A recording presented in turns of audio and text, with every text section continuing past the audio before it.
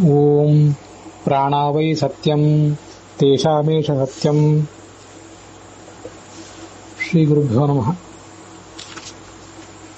ಮಹಾಭಾರತ ಪ್ರವಚನ ಸರಣಿಯಲ್ಲಿ 1172ನೆಯ ಅನುಶಾಸನ ಪರ್ವದ 105ನೇ ಭಾಗವನ್ನು ಇವತ್ತು ನಾವು ನೋಡಬೇಕಾಗಿದೆ. ವಾವಿಳ್ಳಿ ರಾಮಸ್ವಾಮಿ ಶಾಸ್ತ್ರಿಗಳ ಪಾಠದಲ್ಲಿ ಇದು 71ನೇ ಅಧ್ಯಾಯ, ಟಿ ಆರ್ ಕೃಷ್ಣಾಚಾರ್ಯರ ಪಾಠದಲ್ಲಿ 124ನೇದ್ದು, ವೈಷ್ಣವ ಪಾಠದಲ್ಲಿ ಇದು 119ನೇ ಅಧ್ಯಾಯ. ಉತ್ತರ ಭಾರತದ ಪಾಠಗಳಲ್ಲಿ ಮತ್ತೆ ಭಂಡಾರ್ಕರ್ ಓರಿಯೆಂಟಲ್ ರಿಸರ್ಚ್ ಇನ್ಸ್ಟಿಟ್ಯೂಟ್ನ ಪಾಠಗಳಲ್ಲಿ ಈ ಒಂದು ಭಾಗ, ಈಗ ನಾವು ನೋಡ್ತಿರುವ 10-12 ಅಧ್ಯಾಯಗಳು ಕಂಡು ಬರೋದಿಲ್ಲ.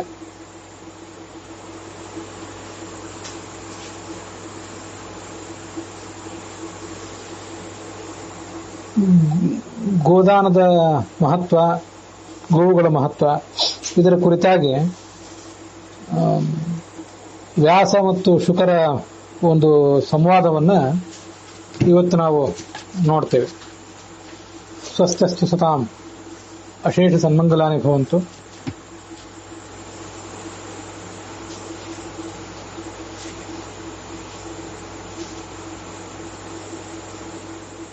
ರಂತಿದೇವಸ್ಯ ಯಜ್ಞೆ ಸರ್ವಾಃ ಗಾವಃ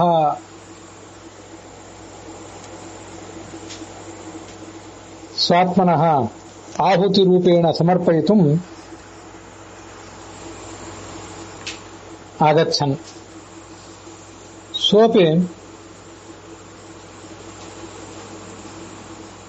ತಾಃ ಗಾವಃ ಸ್ವಸ್ಯ ಯಜ್ಞೆ ಆಹುತಿರೂಪೇಣ ಜುಹಾವ.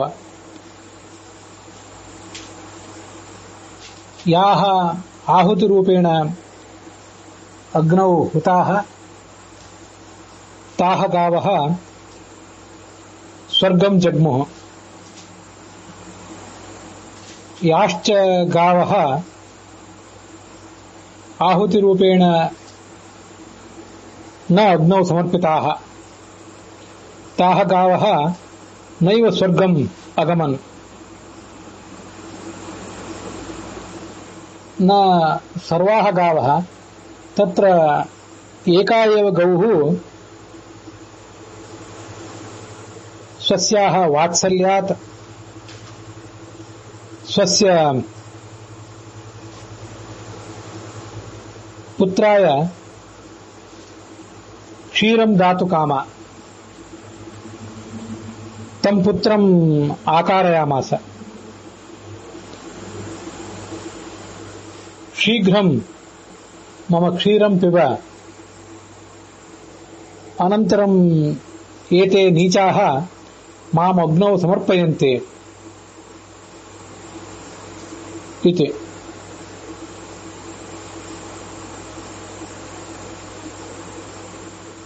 ತಸ್ಯಾಹ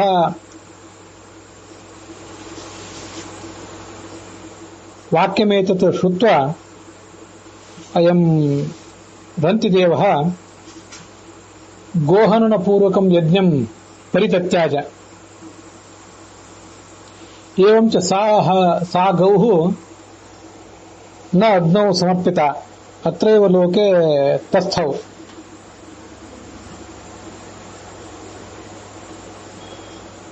ಇತಿ ಗತೆ ದಿವಸೆ ಕಥಾ ಪ್ರಾಶ್ರಾವಿ.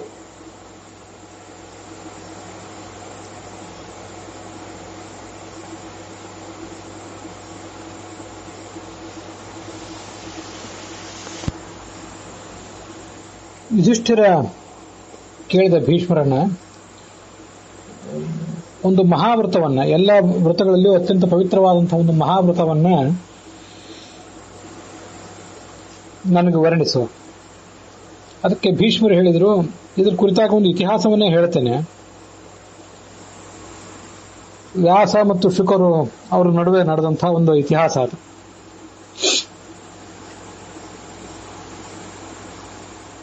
ವ್ಯಾಸರ ಬಳಿಗೆ ಬಂದು ಶುಕಾಚಾರ್ಯ ಪ್ರಣಾಮ ಮಾಡಿ ಈ ಮುಂದಿನಂತ ಪ್ರಶ್ನೆ ಕೇಳಿದ್ರಂತೆ. ಅನೇಕ ದಾನ ಇತ್ಯಾದಿಗಳನ್ನ ತಮ್ಮ ಗ್ರಂಥಗಳಲ್ಲಿ ತಾವು ವರ್ಣಿಸಿದ್ದೀರಿ, ಪ್ರಶಂಸಿಸಿದ್ದೀರಿ. ಮಹಾಫಲಪ್ರದವಾದಂತಹ ಒಂದು ಶ್ರೇಷ್ಠವಾದ ದಾನದ ಬಗ್ಗೆ ಹೇಳಿ. ಯಾವ ಒಂದು ದಾನ ಮಾಡಿದರೆ ಎಲ್ಲಾ ಥರದ ಕಷ್ಟಗಳನ್ನು ದಾಟಬಹುದು, ಮಹಾಲೋಕಗಳನ್ನು ಪಡ್ಕೋಬಹುದು. ಯಜ್ಞಗಳನ್ನು ನಿರ್ವಹಿಸುವವರು ಯಾರು? ಯಜ್ಞ ಅಂದ್ರೆ ಏನು? ಕೇಶು ಯಜ್ಞ ಪ್ರತಿಷ್ಠಿತ, ಕಿಂಚ ಯಜ್ಞಸ್ಯ ಯಜ್ಞತ್ವಂ, ಕಿಂಚ ಯಜ್ಞಸ್ಯ ಭೇಷಜಂ. ಯಜ್ಞದ ಔಷಧ ಯಾವುದು ಅಂದ್ರೆ ಮಹತ್ವದ ಒಂದು ಸ್ಥಾನ ಯಜ್ಞದಲ್ಲಿ ಯಾವುದಕ್ಕಿದೆ? ಇದನ್ನೆಲ್ಲ ನೀವು ಹೇಳಬೇಕು. ಇಷ್ಟು ಕುತೂಹಲದಿಂದ ಆ ಶುಕಾಚಾರ್ಯ ಪ್ರಶ್ನೆ ಮಾಡಿದಾಗ, ತನ್ನನ್ನು ಪ್ರಾರ್ಥಿಸಿದಾಗ ವ್ಯಾಸರು ಈ ಮುಂದಿನಂತೆ ಹೇಳಲಿಕ್ಕೆ ತೊಡಗಿದ್ರಂತೆ. ಈಗೊಂದು ಇತಿಹಾಸವನ್ನು ಹೇಳ್ತೇನೆ. ಅದು ಕೀರ್ತಿ ಕೊಡುವಂಥದ್ದು, ಆಯುಷ್ಯವನ್ನು ಕೊಡುವಂಥದ್ದು, ಮಂಗಳಕರವಾದದ್ದು. ಅದನ್ನು ಕೇಳು. ಈ ಜಗತ್ತಿನಲ್ಲಿ ಸ್ಥಾವರ ಜಂಗಮ ಇತ್ಯಾದಿ ಅನೇಕ ವಸ್ತುಗಳಂತೂ ಇವೆ. ಅವುಗಳಲ್ಲಿ ಒಂದು ಮಹತ್ವದ ಸ್ಥಾನ ಈ ಗೋವುಗಳಿಗಿದೆ. ರುದ್ರರು, ಸಾಧ್ಯರು ಮೊದಲಾದವರಿಗೆ ಎಲ್ಲರಿಗೂ ಕೂಡ ಈ ಗೋವುಗಳೇ ತಾಯಂದಿರು. ಸೂರ್ಯನಿಗೆ ಇವರು ತಂಗಿಯಂದಿರಿದ್ದಂತೆ, ವಸುಗಳಿಗೆ ಮಕ್ಕಳಿದ್ದಂತೆ.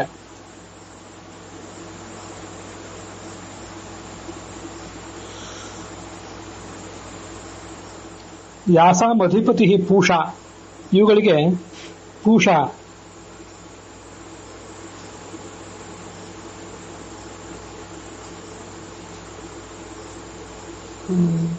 ದ್ವಾದಶಾದಿತ್ಯರಲ್ಲಿ ಒಬ್ಬ ಪೂಷ ಅಂತ ತಿಳ್ಕೊಳ್ಬಹುದು, ಅಥವಾ ಪೂಷ ಅಂದ್ರೆ ಸ್ವಯಂ ಸೂರ್ಯ ಅಂತಲೂ ತಿಳ್ಕೊಳ್ಬಹುದು. ಈ ಹಿಂದಿನ ಒಂದು ಶ್ಲೋಕ ಇದೆಯಲ್ಲ, ರುದ್ರಾಣಾಂ ಮಾತರೋಹ್ಯೇತಾಹ ಅಂತ ಹೇಳಿ, ಆದಿತ್ಯಾನಾಂ ಸ್ವಸಾ ಸ್ಮೃತಾಹ. ಆದಿತ್ಯಾನಾಂ ಅಂತಂದ್ರೆ ಸೂರ್ಯನ ಅಂತ ಕೆಲವರು ಅರ್ಥ ಬರೆದಿದ್ದಾರೆ.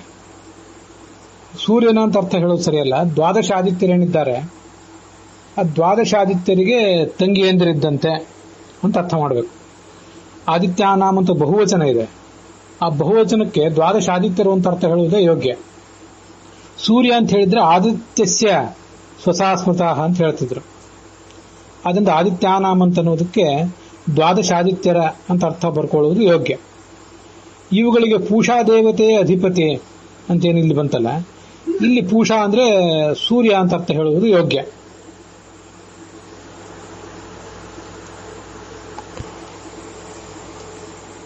ಅವುಗಳ ಬಾಲದಲ್ಲಿ ವಾಯುದೇವ ಇದ್ದಾನೆ. ಮರುತೋ ಬಾಲಬಂಧನಾಹ, ಮರುತಃ ಅಂತಿದೆಯಲ್ಲ, ಇಲ್ಲೂ ಕೂಡ ವಾಯುದೇವನಿದ್ದಾನೆ ಅಂತ ಒಂದ್ ಕಡೆ ಅನುವಾದ ಮಾಡಿದ್ದಾರೆ. ಮರುತಃ ಬಾಲಬಂಧನಃ ಅಂತ ಕೆಲವು ಕಡೆ ಪಾಠ ಇದೆ. ಮರುತೋ ಬಾಲಬಂಧನಾಹ ಅಂತ ಪಾಠ ಇದೆ. ಬಾಲಬಂಧನಃ ಅಂದ್ರೆ ಏಕವಚನ ಆಗ್ತದೆ, ಬಾಲಬಂಧನಾಹ ಅಂದ್ರೆ ಬಹುವಚನ ಆಗ್ತದೆ. ಅಲ್ಲಿ ಏನ್ ವ್ಯತ್ಯಾಸ ಆಗ್ತದೆ? ಮರುತಃ ಬಾಲಬಂಧನಾಹ ಅಂತ ಬಹುವಚನ ಹೇಳಿದಾಗ ಮರುತಃ ಅಂತಂದ್ರೆ ವಾಯುದೇವ ಅಂತ ಅರ್ಥ ಅಲ್ಲ. ಅದು ಹಿಂದೆ ಹೇಗೆ ಆದಿತ್ಯಾನಾಮ ಅನ್ನೋದಕ್ಕೆ ಸೂರ್ಯ ಅಂತ ಅರ್ಥ ಮಾಡೋದು ತಪ್ಪಾಗ್ತದೆ, ಹಾಗೆ ಇಲ್ಲಿ ಮರುತಃ ಅಂದ್ರೆ ವಾಯುದೇವ ಅಂತ ಅರ್ಥ ಮಾಡೋದು ಯೋಗ್ಯ ಅಲ್ಲ. ಮರುತೋ ಮರುತಃ ಅಂತ ಬಹುವಚನ. ಅದು 49 ಜನ ಮರುತ್ಗಳಿದ್ದಾರೆ. ಅವರೆಲ್ಲರೂ ದ್ವಿತೀಯ ಮಕ್ಕಳಾಗಿದ್ದವರು, ಮುಂದೆ ದೇವತೆಗಳ ಪಕ್ಷವನ್ನು ಅನುಸರಿಸಿದವರು. ಅವರನ್ನ ಮರುತುಗಳು ಅಂತ ಹೇಳಬೇಕು. ಬಾಲಬಂಧನಾಹ ಅಂತ ಬಹುವಚನ ಹೇಳಿರುವುದರಿಂದ, ಮರುತಃ ಅನ್ನೋದು ಕೂಡ ಬಹುವಚನ ಆದ್ದರಿಂದ ವಾಯುದೇವನಿದ್ದಾನೆ ಅಂತ ಅರ್ಥ ಬರೆಯುವುದ್ರ ಬದಲು 49 ಜನ ಮರುತ್ತುಗಳು ಆ ಧೇನುಗಳ ಬಾಲದಲ್ಲಿದ್ದಾರೆ ಅಂತ ಅರ್ಥ ಬರೀಬೇಕು. ಇನ್ನು ಎಲ್ಲಾದ್ರೂ ಒಂದ್ ಕಡೆ ಮಾರುತಃ ಬಾಲಬಂಧನ ಅಂತಿದ್ರೆ ಬಾಲಬಂಧನ ಅಂತನೂ ಏಕವಚನ ಇರಬೇಕು. ಮರುತಃ ಅದರ ಬದಲಾಗಿ ಮಾರುತಃ ಅಂತಿರಬೇಕು. ಮಾರುತ ಅಂತಂದ್ರೆ ಅದಕ್ಕೆ ಸಮೀರ ಮಾರುತ ಮರುತ ಹೀಗೆ ಅರ್ಥ ಆಗ್ತದೆ. ಮಾರುತ ಅಂದ್ರೆ ಏಕವಚನ ಆಗ್ತದೆ. ಮರುತಃ ಅಂದ್ರೆ ಬಹುವಚನ ಆಗ್ತದೆ. ಮಾರುತಃ ಅಂತ ನಾವೊಂದು ಶಬ್ದ ಇಟ್ಕೊಂಡು ಬಾಲಬಂಧನ ಅಂತಿದ್ರೆ ಆಗ ವಾಯುದೇವ ಅಂತ ಅರ್ಥ ಮಾಡಬಹುದು. ಆದರೆ ನಾನೀಗ ನೋಡ್ತಿರುವ ಈ 3 ಪಾಠಗಳಲ್ಲೂ ಕೂಡ ಮಾರುತಃ ಅಂತ ಎಲ್ಲೂ ಕಾಣಿಸ್ತಿಲ್ಲ. ಮರುತಃ ಅಂತಾನೆ ಇದೆ, ಅದು ಬಹುವಚನದ ಶಬ್ದ. ಬಾಲಬಂಧನಾಹ ಅಂತಿರುವುದರಿಂದ ಇಲ್ಲಿ 49 ಜನ ಮರುತುಗಳು ಅಂತ ಅರ್ಥ ಮಾಡುವುದೇ ಯೋಗ್ಯ. ಐಶ್ವರ್ಯಂ ವರುಣ, ಆ ಗೋವುಗಳ ಐಶ್ವರ್ಯದಲ್ಲಿ ವರುಣ ಇದ್ದಾನೆ, ಅಥವಾ ವರುಣ ಅವುಗಳಿಗೆ ಐಶ್ವರ್ಯ ಕೊಟ್ಟಿದ್ದಾನೆ. ವಿಶ್ವೇ ದೇವಾ ಸಮಾಶ್ರಿತಾ, ವಿಶ್ವೇ ದೇವತೆಗಳು ಕೂಡ ಆ ಗೋವುಗಳನ್ನ ಅವಲಂಬಿಸಿಕೊಂಡಿದ್ದಾರೆ. ಏವಂ ವೇದ ತಾ ಗಾವಃ ಮಾತರಃ ಲೋಕಪೂಜಿತಾಃ, ಆ ಗೋವುಗಳನ್ನ ಹೀಗೆ ಎಲ್ಲ ದೇವತೆಗಳ ಆಶ್ರಯ ಸ್ಥಾನ ಅಂತ ಪೂಜಿಸ್ತಾನೋ, ತಾಯಿ ಅಂತ ಪೂಜಿಸ್ತಾನೋ ಅವನು ಸವಿಪ್ರೋ ಬ್ರಹ್ಮಲೋಕಾಯ ಗವಾಂ ಲೋಕಾಯ ವಾ ಧ್ರುವ, ಬ್ರಹ್ಮಲೋಕಕ್ಕಾಗಲಿ ಅಥವಾ ಗೋಲೋಕಕ್ಕಾಗಲಿ ಆತ ಹೋಗಿ ತಲುಪ್ತಾನೆ. ಯಾವತ್ತೂ ಆ ಗೋವುಗಳನ್ನ ಯಾವುದೇ ರೀತಿಯಾಗಿ ಘಾಸಿ ಪಡಿಸಬಾರದು, ಮನಸ್ಸಿನಿಂದ, ಮಾತಿನಿಂದ ಅಥವಾ ದೈಹಿಕವಾಗಿ. ಗೋವುಗಳ ಸ್ಥಾನ ಬಹಳ ಮಹತ್ವದ್ದು. ಕಾಲಿನಿಂದ ಅವುಗಳನ್ನು ಮೆಟ್ಟಬಾರದು, ಮುಷ್ಟಿಯಿಂದ, ದಂಡಗಳಿಂದ ಅವುಗಳನ್ನು ಹೊಡೆಯಬಾರದು. ಇಮಾಂ ವಿದ್ಯಾಮುಪಾಶ್ರಿತ್ಯ, ಇದೊಂದು ಗೋವುಗಳ ಬಗ್ಗೆ ನಾವು ಹೇಳುವಂತಹ ಒಂದು ಪವಿತ್ರವಾದ ವರ್ಣನ ಇದು.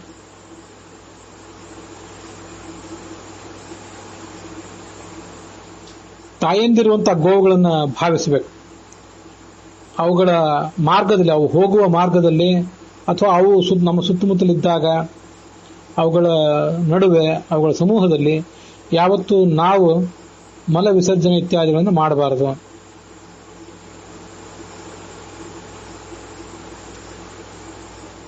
ಶುದ್ಧವಾದಂತಹ ಸ್ವರೂಪ ಅವತ್ತರದು, ಚಂದ್ರಕಿರಣದಂತೆ ಶುದ್ಧವಾದ ವರ್ಣ, ಸುಗಂಧ ಇರುವಂಥವು. ಸಮುದ್ರಗಳೆಲ್ಲ, ನದಿಗಳೆಲ್ಲ ಸಮುದ್ರಕ್ಕೆ ಬಂದು ಸೇರುವಂತೆ ಎಲ್ಲ ದೇವತೆಗಳು, ದ್ಯುಲೋಕ, ಅಂತರಿಕ್ಷ ಎಲ್ಲ ಆ ಗೋವುಗಳನ್ನ ಪ್ರವೇಶಿಸ್ತಾರೆ. ದಿವಂಚ ಅಂತರಿಕ್ಷಂಚ ಅಂದ್ರೆ ಆ ದ್ಯುಲೋಕ, ಅಂತರಿಕ್ಷ ಲೋಕ ಗೋವುಗಳನ್ನು ಅವಲಂಬಿಸ್ತದೆ ಅನ್ನೋದಕ್ಕಿಂತ ಅದರ ಅಭಿಮಾನಿ ದೇವತೆಗಳು ಅಲ್ಲಿದ್ದಾರೆ ಅಂತ ಅರ್ಥ ಮಾಡಬೇಕು. ಮೊಸರು ಹೋಮಕ್ಕೆ, ಪುಣ್ಯಾಹವಾಚನಕ್ಕೆ, ದಾನಕ್ಕೆ, ಪ್ರಾಶನಕ್ಕೆ ಅಂದ್ರೆ ನಮ್ಮ ಸೇವನೆಗೆ ಉಪಯುಕ್ತ ಆಗ್ತದೆ. ತುಪ್ಪದಿಂದಲೂ ಹೋಮ, ಪುಣ್ಯಾಹವಾಚನ, ನಮ್ಮ ಸೇವನೆ ಇದಕ್ಕೆಲ್ಲ ಸಹಾಯ ಆಗ್ತದೆ. ಗೋವುಗಳು ನಮಗೆ ಜೀವನವನ್ನೇ ಕೊಡುವಂಥವು. ಆ ಗೋವುಗಳು ಭಜಮಾನಂ ಭಜಂತು ಮಾಂ, ಆ ಗೋವುಗಳ ಸೇವೆಯನ್ನು ನಾನು ಮಾಡ್ತೇನೆ, ಅವುಗಳು ಬಂದು ನನಗೆ ಆಶ್ರಯ ಕೊಡಲಿ ಅಂತ ಪ್ರಾರ್ಥಿಸಬೇಕು ಯಾವತ್ತು.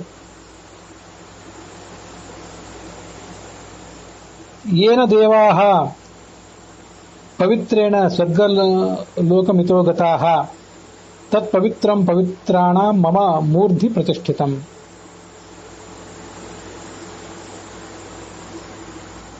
ಆ ಗೋವುಗಳು ಈ ಸ್ವರ್ಗದ ಒಂದು ಮಹತ್ವದ ಸ್ಥಾನವನ್ನು ಪಡ್ಕೊಂಡವು. ಹೇಗೆ? ಎಲ್ಲ ಈ ಗೋವುಗಳ ಸಹಾಯದಿಂದಲೇ. ಆ ಗೋವುಗಳ ವಿಹಾರಕ್ಕಾಗಿ, ಅವುಗಳ ಸಂತೋಷಕ್ಕಾಗಿ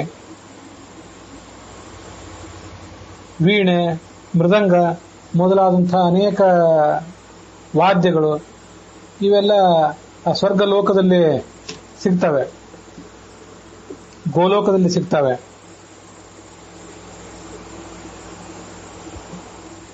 ಎಲ್ಲಿ ಹಾಲು ಕರೆಯುವಂತಹ ಕ್ರಿಯಾ ನಿತ್ಯ ನಡೆಯುವುದಿಲ್ಲವೋ ಅಲ್ಲಿ ದೇವತೆಗಳು ಇರೋದಿಲ್ಲ, ಅಗ್ನಿಹೋತ್ರ ನಡೆಯೋದಿಲ್ಲ, ಯಜ್ಞಗಳು ನಡೆಯೋದಿಲ್ಲ.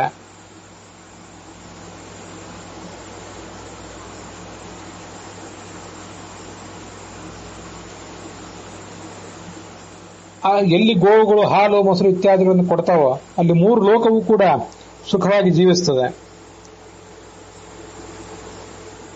ಇವು ಯಜ್ಞಕ್ಕೆ ತಾಯಂದಿರ ಸ್ಥಾನದಲ್ಲಿವೆ. ಅನ್ನ ಇತ್ಯಾದಿಗಳನ್ನು ಕೊಡುವಂಥವು.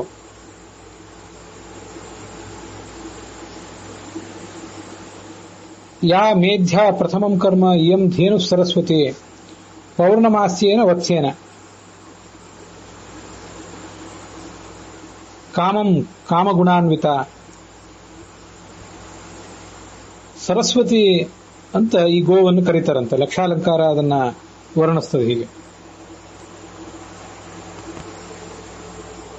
ಪೂರ್ಣ ದಶಮಾಸ ಸಂಬಂಧಿನ ವತ್ಸೇನ, 10 ತಿಂಗಳು ತುಂಬಿರುವಂತಹ ಒಂದು ಕರು. ಆ ಕರುವಿನಿಂದ ಕೂಡಿದಂತಹ ಧೇನುವನ್ನ ಸರಸ್ವತಿ ಅಂತ ಕರೀತಾರೆ. ಅದು ನಮ್ಮ ಎಲ್ಲಾ ಇಷ್ಟಾರ್ಥಗಳನ್ನು ಕೂಡ ಪೂರೈಸಬಲ್ಲದು. ಅಂಥ ಗೋವು ಜಗತ್ತನ್ನೆಲ್ಲ ರಕ್ಷಿಸುತ್ತದೆ, ನನ್ನನ್ನು ಕೂಡ ರಕ್ಷಿಸಲಿ. ಯಜ್ಞ, ಉಪನಿಷತ್ತು ಇದೆಲ್ಲ ಗೋವನ್ನು ಅವಲಂಬಿಸಿದೆ. ಈ ಗೋವಿನ ಮಹಿಮೆಯನ್ನ ಬ್ರಹ್ಮ ಸಂಸದೆ, ಬ್ರಾಹ್ಮಣರು ನೆರೆದಿರುವಂತಹ ಒಂದು ಸಭೆಯಲ್ಲಿ ಪಠಿಸಿ ವ್ಯಾಖ್ಯಾನಿಸಬೇಕು. ಶ್ರದ್ಧೆಯಿಂದ ಕೇಳಿದರೆ ಎಲ್ಲಾ ಫಲಗಳನ್ನು ಮನುಷ್ಯ ಪಡ್ಕೋತಾನೆ. ಒಂದೊಂದು ಧೇನುವನ್ನಾದರೂ ಮಾಡಬೇಕಂತ ನಿತ್ಯ. ಧೇನು ಮೇಕಾಂ ಸದಾ ದದ್ಯಾತ್ ಅಹನ್ಯಹನಿ ಪಾವನೀಂ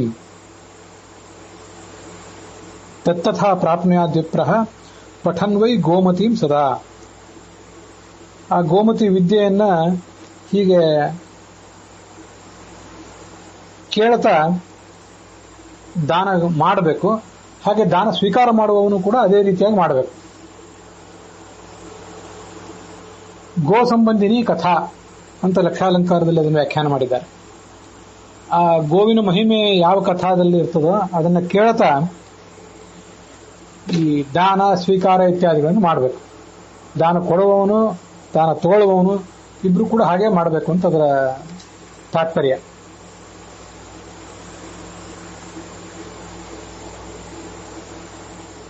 ಧೇನು ಇಲ್ಲದೆ ಹೋದ್ರೆ ತಿಲಧೇನುವನ್ನಾದರೂ ದಾನ ಮಾಡಬೇಕು.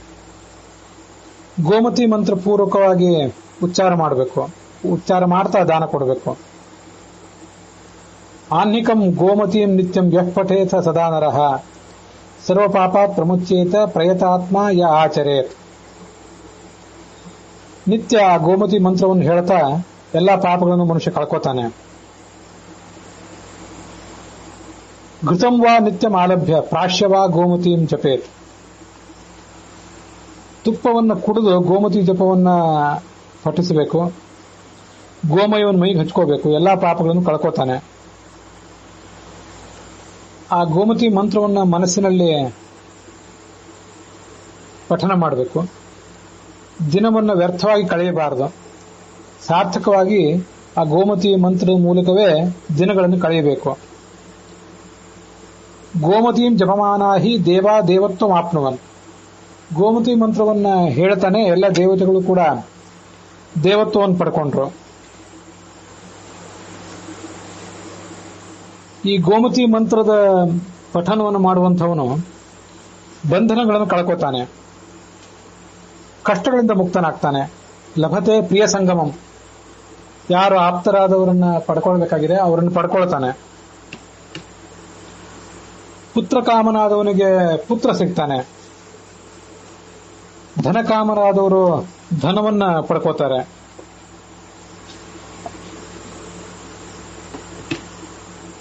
ಮತ್ತೆ ವೈರಿಗಳು, ಕಳ್ಳರು ಮೊದಲಾದವರ ಉಪಟಳದಿಂದಲೂ ಕೂಡ ಮುಕ್ತನಾಗ್ತಾನೆ ಈ ಗೋಮತಿ ವಿದ್ಯೆಯನ್ನ ಪಠನ ಮಾಡುವಂಥವನು.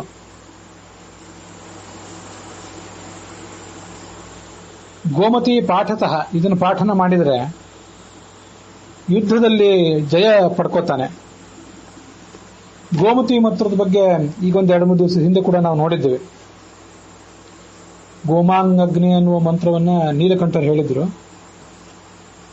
ಮಹಾಭಾರತದ ವ್ಯಾಖ್ಯಾನಕಾರರು. ಅದಕ್ಕೆ ತಾತ್ಪರ್ಯ ಏನು, ಅದರ ಆ ಮಂತ್ರದ ಅರ್ಥ ಏನು ಅಂತ ಕೂಡ ನಾವು ನೋಡಿದ್ವಿ. ಆದರೆ ಅದೇ ಗೋಮತಿ ಮಂತ್ರ ಅನ್ನೋದಕ್ಕೆ ಆಧಾರಗಳು ಸಾಲೋದಿಲ್ಲ. ಬೇರೆ ಅನೇಕ ಮಂತ್ರಗಳು ಗೋವಿನ ಮಹತ್ವವನ್ನು ಹೇಳುವಂತಹ ಭಾಗಗಳೆಲ್ಲ ಗೋಮತಿ ಮಂತ್ರಗಳು ಆಗಬಹುದು. ನಾವು ಅದನ್ನು ಇಲ್ಲೇ ಲಕ್ಷಾಲಂಕಾರದಲ್ಲಿ ಕೂಡ ನೋಡಿದ್ದೇವೆ. ಗೋ ಸಂಬಂಧಿನಿಯಾದ ಕಥಾ ಮಹಿಮಾ ಅದು ಮಹಾಭಾರತದಲ್ಲಿರಬಹುದು, ವೇದಗಳಲ್ಲಿ, ಉಪನಿಷತ್ತುಗಳಲ್ಲಿ ಎಲ್ಲಿದ್ದರೂ ಕೂಡ ಅದು ಗೋಮತಿ ವಿದ್ಯೆಯೇ.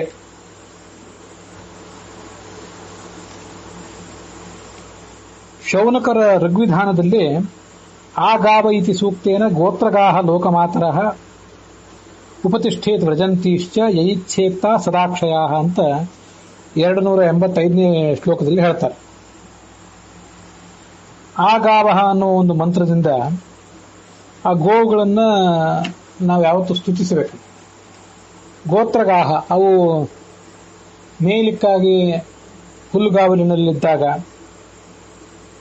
ವ್ರಜಂತೀಶ್ಚ ಮನೆಯಿಂದ ಅವು ಹೊರಟು ಹುಲ್ಲುಗಾವಲಿಗೆ ಹೋಗುವಾಗ, ಹುಲ್ಲುಗಾವಲಿನಿಂದ ಹೊರಟು ಮನೆಗೆ ಬರುವಾಗ ಈ ಆಗಾವಹ ಅನ್ನೋ ಒಂದು ಮಂತ್ರವನ್ನು ಹೇಳಿದರೆ ಅವನು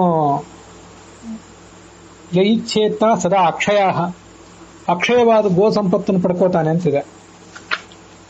ಈ ಶೌನಕರ ಋಗ್ವಿಧಾನವನ್ನು ಅವತ್ತು ನಾನು ಹೇಳಲಿಕ್ಕೆ ಮರ್ತು ಹೋಗಿದ್ದೆ, ಅದಕ್ಕಾಗಿ ಅದನ್ನು ಇವತ್ತು ನೆನಪು ಮಾಡ್ಕೊಳ್ತಾ ಇದ್ದೇನೆ. ಆ ಗಾವಹ ಅಗ್ಮನ್ ಆಗಚ್ಚಂತು, ನಮ್ಮ ಮನೆಗೆ ಅವು ಬರಲಿ. ಉತ ಭದ್ರಮಕ್ರನ್, ನಮಗೆ ಅವು ಮಂಗಳವನ್ನು ಮಾಡಲಿ. ಸೀದಂತು ಗೋಷ್ಠೆ, ನಮ್ಮ ಕೊಟ್ಟಿಗೆಯಲ್ಲಿ ಅವು ಇರಲಿ.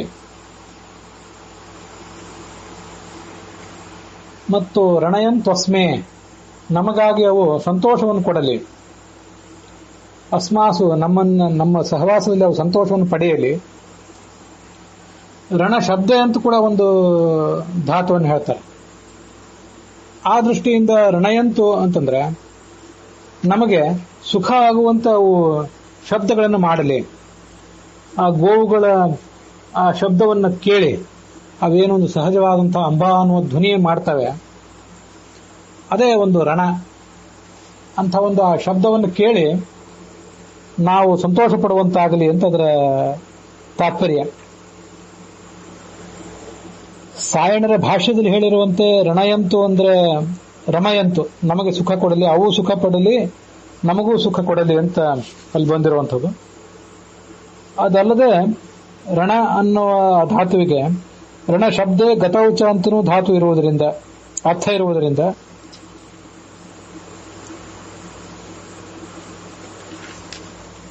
ರಣತಿ ಅಂತ ಅಲ್ಲಿರೋದು ಶಬ್ದ ಮಾಡುತ್ತದೆ. ರಣಯಂತು ಅಂದ್ರೆ ಶಬ್ದ ಮಾಡಿಸಲಿ ಅಂತ ನಿಜಂತವಾಗಿ ಅದನ್ನು ಪ್ರಯೋಗ ಮಾಡ್ಕೊಳ್ಬಹುದು. ನಾವು ನಮ್ಮ ಕಡೆಯಿಂದ ಶಬ್ದಗಳು ಸರಿಯಾಗಿ ಹೊರಬರುವಂತೆ ಮಾಡಲಿ ಗೋವುಗಳು. ವೇದಾದಿ ಶಾಸ್ತ್ರಗಳನ್ನು ನಾವು ಸರಿಯಾಗಿ ಉಚ್ಚಾರ ಮಾಡಲಿಕ್ಕೆ ಅನುಗ್ರಹ ನಮಗಾಗಬೇಕಾದದ್ದು ಈ ಗೋವುಗಳಿಂದಲೇ. ಯಾಕಂದ್ರೆ ಗೋ ಅನ್ನುವ ಶಬ್ದಕ್ಕೆ ವೇದ ಅಂತನೂ ಒಂದು ಅರ್ಥ ಇದೆ, ನಮಗದು ಗೊತ್ತಿದೆ.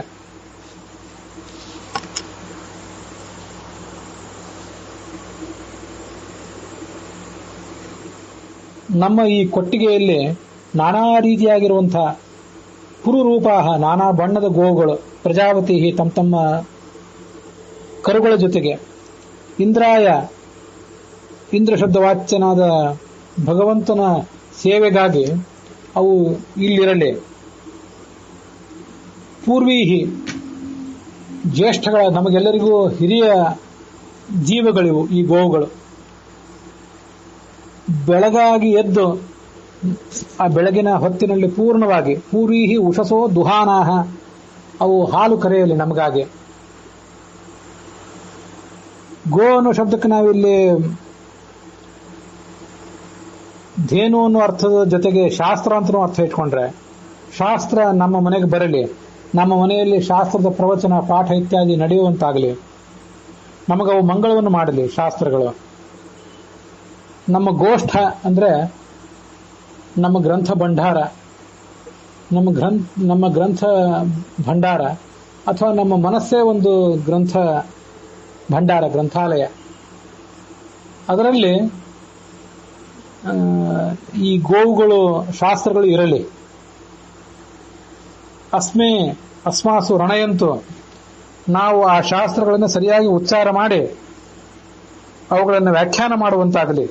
ಶಬ್ದೇ ಗತೌಚ, ಶಬ್ದ ಅಂದ್ರೆ ಶಾಸ್ತ್ರಗಳನ್ನ, ಮಹಾಭಾರತ, ವೇದಾದಿ ಶಾಸ್ತ್ರ, ಉಪನಿಷದಾದಿಗಳನ್ನ ನಾವು ಸರಿಯಾಗಿ ಉಚ್ಚರಿಸಬೇಕು. ಆಮೇಲೆ ಗತಿ, ಯೇ ಗತ್ಯರ್ಥಕ ತೇ ಜ್ಞಾನಾರ್ಥಕ.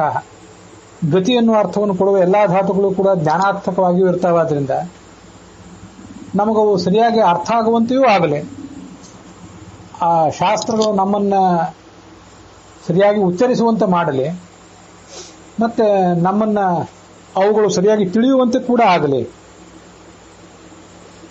ನಾನಾ ವರ್ಣಾ ಹ್ರಸ್ವ ದೀರ್ಘ ಪ್ಲುತ ಉದಾತ್ತ ಅನುದಾತ್ತ ಸ್ವರಿತ ಮೊದಲಾದ ಅನೇಕ ರೀತಿಯಾದ ವರ್ಣಗಳಿವೆ ಅಲ್ಲಿ. ಪ್ರಜಾವತಿ, ಪ್ರಜಾ ಅಂದ್ರೆ ಜ್ಞಾನ, ಆ ಜ್ಞಾನವನ್ನು ಕೊಡುವಂಥ, ಜ್ಞಾನದ ಉತ್ಪಾದನೆಯನ್ನು ನಮಗೆ ಮಾಡುವಂತಹ ಗೋವುಗಳು, ಶಾಸ್ತ್ರಗಳಿವು. ಪೂರ್ವೀಹಿ, ಈ ಎಲ್ಲ ವೇದಾಭಿಮಾನಿ ದೇವತೆಗಳು ಕೂಡ ನಮಗೆ ಪೂರ್ವಿಕರು, ನಮಗೆ ಜ್ಯೇಷ್ಠರಾಗಿದ್ದಾರೆ. ಇಂದ್ರಾಯ, ಇಂದ್ರ ಶಬ್ದವಾಚ್ಯನಾದಂತಹ ಪರಮೈಶ್ವರ್ಯ ಸಂಪನ್ನನಾದ ಭಗವಂತನ ಒಂದು ಜ್ಞಾನವನ್ನ ಬೆಳಗಾಗಿ ಎದ್ದ ಕೂಡಲೇ ಉಷಸಃ ಬ್ರಾಹ್ಮ ಮುಹೂರ್ತ ಪ್ರಾರಂಭವಾದ ಕೂಡಲೇ ನಾವು ವೇದ ಮಂತ್ರಗಳನ್ನ, ಶಾಸ್ತ್ರಗಳನ್ನ ಉಚ್ಚರಿಸುವಂತಾಗಲಿ, ನಾವು ಉಚ್ಚರಿಸೋಣ, ಇನ್ನೊಬ್ಬರಿಗೆ ಪಾಠ ಹೇಳುವಂತಾಗಲಿ. ಮತ್ತೆ ದುಹಾನಾಹ, ಅದರ ವಿಶಿಷ್ಟವಾದ ಒಂದು ಅರ್ಥ ನಮಗೆ ತಿಳಿಯುವಂತಾಗಲಿ.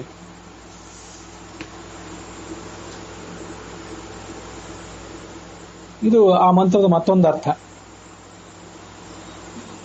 ಇದು ಗೋಸೂಕ್ತ ಅಂತೇಳಿ ಋಗ್ವೇದದ 6ನೇ ಮಂಡಲದ ಒಂದು 28ನೆಯ ಸೂಕ್ತವಾಗಿ ಬರುವಂತಹ ಒಂದು ಮಂತ್ರ ಇದು.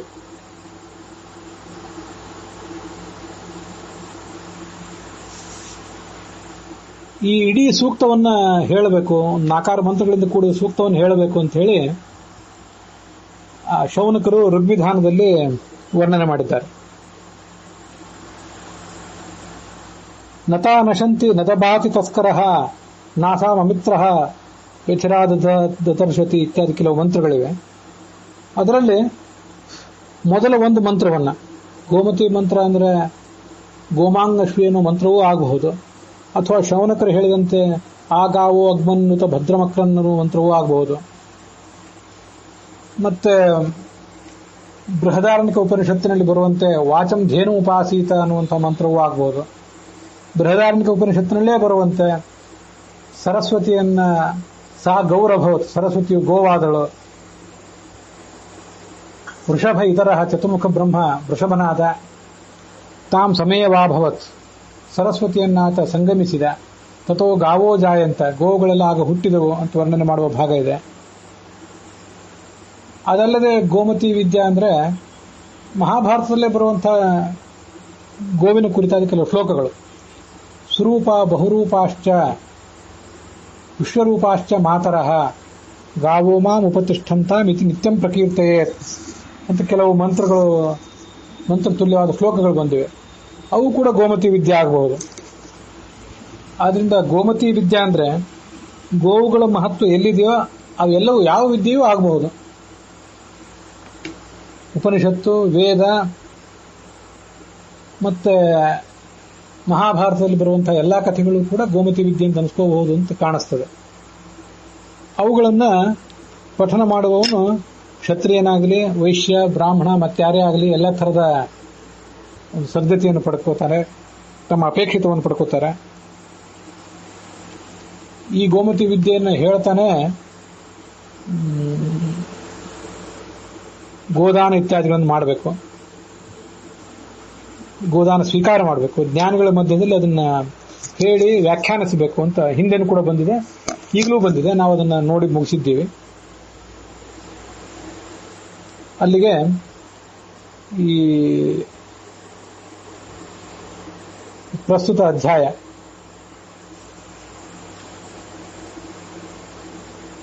ಅದು ಟಿ.ಆರ್. ಕೃಷ್ಣಾಚಾರ್ಯ ಪಾಠದಲ್ಲಿ ಮತ್ತು ವೈಷ್ಣವ ಪಾಠದಲ್ಲಿ ಸಮಾಪ್ತವಾಗಿದೆ. ವಾವಿಳ್ಳಿ ರಾಮಸ್ವಾಮಿ ಶಾಸ್ತ್ರಿಗಳ ಪಾಠದಲ್ಲಿ ಆ ಅಧ್ಯಾಯ ಸಮಾಪ್ತವಾಗಿಲ್ಲ.